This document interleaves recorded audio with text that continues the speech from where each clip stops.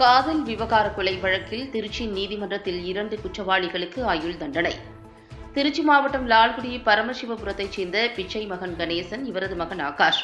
இவர் Lalgudi rose garden பகுதியைச் சேர்ந்த குமார் என்கிற முக்காடு குமார் என்பவரின் மகளை காதலித்ததால் இரு குடும்பத்தினருக்கும் இடையே பகை ஏற்பட்டிருந்தது.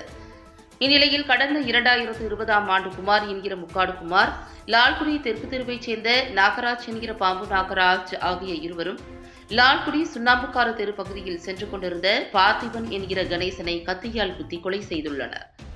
இந்த கொலை சம்பவம் தொடர்பாக கொலை செய்யப்பட்ட பார்த்திபனின் சகோதரர் மோகன் கொடுத்த புகாரின் அடிப்படையில் லால்குடி காவல் நிலையத்தில் வழக்கு பதிவு செய்தனர்.